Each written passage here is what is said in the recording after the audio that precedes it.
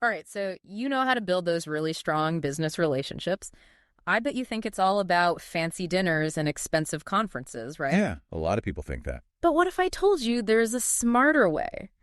We found this awesome guide, and it's full of strategies for networking and collaborating, but get this, on a budget. On a budget, that's right. And some of this stuff is seriously clever. Oh, Like using free events, online communities that actually work, and even teaming up with other businesses. yeah, and everybody wins. Exactly. You know what I found really interesting about this guide? What's that? Well, it goes way beyond just like collecting business cards at events. Okay. It dives into this really specific strategy. They call it the Power Partners formula. Okay. And it's all about finding businesses that serve a similar audience to yours, Gotcha. but offer different services, right? So you're not competing, you're complementing each other. I like that. Yeah. So they actually have a case study in here Oh, cool. where a financial advisor partnered up with a real estate agent. Makes sense. They hosted joint webinars, Mm-hmm. offered package deals to their clients. Barber. And get this, within a year, their referral business doubled Wow. Doubled. That's amazing. just from smart collaboration. That's incredible. So this guide is full of gems like that, Yeah. especially when it comes to free events. Oh, yeah. I mean, seriously, you wouldn't believe how many opportunities are out there just waiting to be, discovered. Absolutely. Of course, you got your usual suspects like Eventbrite and Meetup. Right. Those are good places to start. Yeah, definitely. But the guide also says to check out places you might not expect. Like where? Well, like industry-specific forums or even your local chamber of commerce. Oh, that's a good idea. Yeah, you never know what you might find. True. Now, here's the thing, though. What's that? Just showing up, it's not enough. Okay. The guide has a whole chapter about crafting a killer elevator pitch. Oh, yeah, I've heard of those. Yeah, you got to have one, and it's got to be good. Like, what makes it so important? It's your introduction, right? Okay. It's got to be concise. It's got to be compelling. You got to leave a lasting impression. It's like your first impression. It is. It's like a mini story that highlights what you do and how you help people. I like that story. Yeah. You got any tips for crafting one that really stands out? Oh, absolutely. Tons. Okay, let's hear it. This guide, it suggests focusing on the problem you solve for your clients, Okay. but framing it in a way that resonates emotionally. Oh, I like that. So it's not just like, here's what I do. Right. It's like, here's how I can help you. Yeah. Yeah. Like instead of just saying, I'm a website designer, Yeah. you could say something like, I help small businesses build websites that attract their dream client. Oh, that's so much better. Right. It's more engaging, Mm-hmm. and it speaks directly to the value you offer. I am definitely going to be working on my elevator pitch after this. You should. But even with a great pitch, you can't just talk the whole time. Right, definitely not. The guide emphasizes that active listening is super important. Absolutely. It is. Why is that? It's tempting to just like...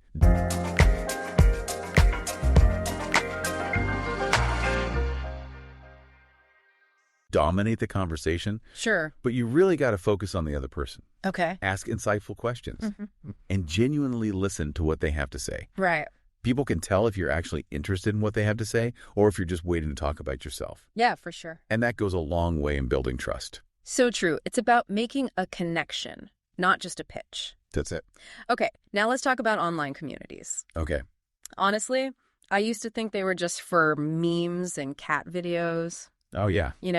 But this guide, it really opened my eyes to their potential for actually building a business. Oh, yeah. Serious business building. Yes, serious. Like they highlight some really specific strategies that go way beyond just your typical Facebook groups or LinkedIn. So, like, what do they recommend? Well, they say to dive into niche forums, relevant subreddits, or even Slack communities, places where your target audience is already hanging out. Makes sense. And the cool part is, Yeah. these platforms, they often have dedicated threads for sharing resources Oh, cool. and asking for recommendations. Oh, that's smart. So it's the perfect place to subtly showcase your expertise. I see. So it's not about spamming the community with promotions. Exactly. It's about strategically positioning yourself as a valuable resource. Right. But with all that activity going on in these communities, how do you stand out It's a good question. without being overbearing? Right. You don't want to be annoying. Exactly. The guide recommends a few things, like hosting Q&A sessions within the community Oh, cool. or creating valuable content, but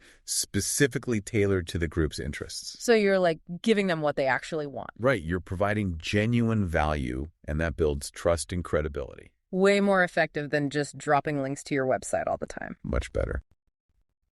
Now, you mentioned the Power Partners formula earlier. Yeah. And it's all about collaboration. What are some other ways the guide suggests teaming up with complementary businesses? Well, besides those joint webinars and package deals, the guide also talks about content collaborations. Content collaboration? Yeah, things like co-creating blog posts. Okay. Or ebooks, or even being a guest on each other's podcasts. Oh, that's a good idea. Yeah, so you're basically leveraging each other's audiences and expertise to really expand your reach. Exactly. And it can really make a difference. So are there any examples in the guide? Yeah, there's a case study in here Oh, cool. where a fitness coach and a nutritionist teamed up. Okay, makes sense. And they created a free 5-day challenge.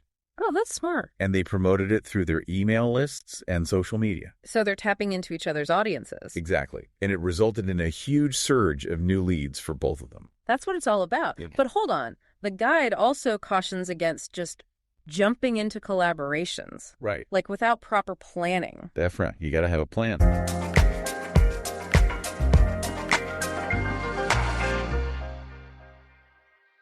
So what do they recommend? They say even for like informal collaborations, it's super important to have a clear agreement in place. Okay, why is that? It makes sure everyone's on the same page about everything. Like what kind of things? Responsibilities, timelines, even how you're going to measure success. Oh, that's a good point, because otherwise you can run into problems. Exactly. A little upfront planning can save a lot of headaches down the road. Definitely. Now the guide doesn't just stop at the basics. Oh, no. It also goes into some advanced networking tactics. Oh, yeah, the good stuff. Yeah, the stuff that can really take things to the next level. So, like, what kind of things? Well, one of the big ones is becoming a speaker or a panelist at industry events. Oh, yeah, that's a good one. But I gotta admit, it sounds a little intimidating. It can be, but the guide actually breaks it down into manageable steps. Okay, how so? They say start small. Okay. Like find local events that align with your expertise. So you don't have to go straight for the keynote at a huge conference. Exactly. Build up your experience and confidence. That makes sense. They even give you a template for a speaker proposal. Oh, wow. So you can really showcase your unique value. And stand out from the crowd. Exactly. And they also stress the importance of practicing. Oh, yeah. Practice makes perfect. It's got to feel natural and engaging. I can see how becoming a speaker could boost your visibility. For sure. And really establish you as a thought leader in your field. Absolutely. Speaking of thought leadership, the guide also talks about mentorship. Oh, yeah. Both giving and receiving. Both are important. I've always been curious about mentorship, but I've never really known where to start. Well, the guide says to start with your existing network. Okay. See if there's anyone you admire, anyone whose insights could really be valuable.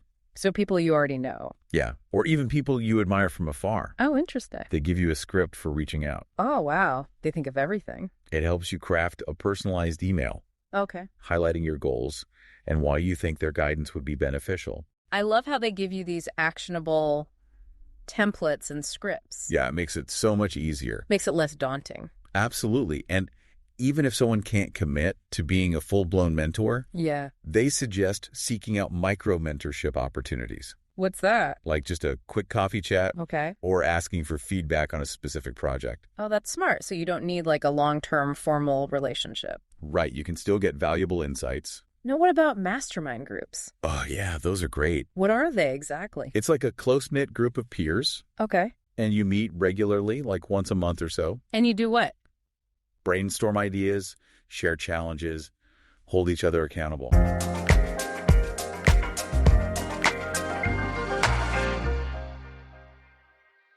So it's like a support system for your business. Exactly. But how do you even find one? The guide gives a few suggestions. Like what? You could reach out to people in your network, Okay. see if anyone's interested, or you could join existing groups, Okay. maybe in your industry or aligned with your goals.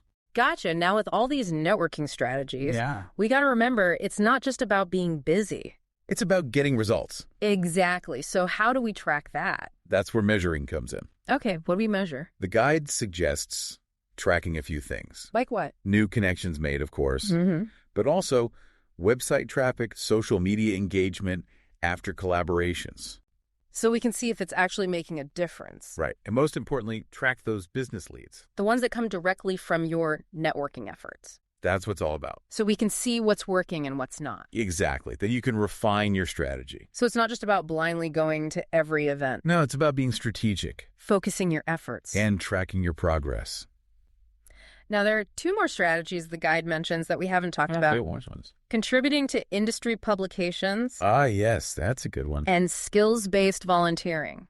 Oh, that's interesting. So tell me more about those. Well, contributing to industry publications, that's a great way to position yourself as a thought leader. So writing articles, blog posts, things like that. Exactly. And they even give you a list of reputable publications in different industries. Oh, wow. Along with tips for pitching your ideas. That's really helpful. Yeah. Now, skills-based volunteering. Yeah. That's about using your professional skills to support nonprofit organizations. So you're giving back to the community. Right. And expanding your network at the same time. I see. You might even gain new clients. It's like a win-win. Exactly. And they have a directory of organizations looking for volunteers. That's amazing. So it's not just about networking for networking's sake. Right. It's about building genuine relationships, supporting your community, and growing your business in a way that feels good. And it all comes back to that core principle of providing value and making real connections. It's not just about what you can get. It's about what you can give. Yeah. It really is. It's like a whole different approach. And it all comes back to that idea of like providing value. And building real connections. Genuine connections, yeah. So before we wrap up this deep dive, Yeah. what's your final takeaway? Like that one nugget of wisdom you want our listener to walk away with? Oh, that's a good question. I think the biggest takeaway for me is that building strong business relationships, it doesn't have to be expensive. Right. Or complicated. It can be simple. Yeah. And this guide, it shows you how, like with a little creativity and some strategic effort, you can build a network that really supports your growth. And opens up a ton of opportunities. Exactly. And all without going broke. This guide has seriously changed the way I think about networking. Me too. It's not a chore anymore. It's like an adventure. Yeah. It's about connecting with people who get you. Sharing ideas. Supporting each other. And one thing that really stuck with me from the guide was the emphasis on quality over quantity. Oh, yeah.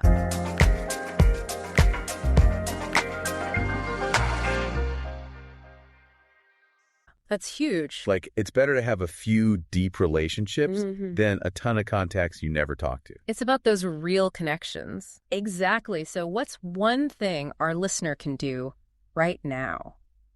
To start building those relationships. Yeah, like an actionable step. Okay, here's a challenge for you. Okay, I like challenges. Think of one online community that's a good fit for you. Right. Like a niche forum, maybe a Slack group you've been curious about. Okay. This week, join it. Just jump in. Yeah, introduce yourself, start some conversations, offer your insights. And see what happens. You never know what might come from that one small step. I love that. That's a doable challenge. It is, and it's amazing how those small steps... It can lead to big things. It's a ripple effect. And remember, you don't have to be the life of the party to be good at networking. No, you don't. Find your own style. Be yourself. Focus on those genuine connections. And it's a skill. Yeah. The more you do it, the more comfortable you'll get. This deep dive has been amazing. Yeah, I learned a lot. I'm feeling so inspired. Me too. Thank you so much for being here. Oh, it's been my pleasure. And to our listener, we hope this deep dive has been valuable. You definitely. Building relationships, it's a journey. It's not a destination. Stay curious, stay engaged, keep nurturing those connections. And most importantly, have fun with it. Absolutely. Until next time, happy networking.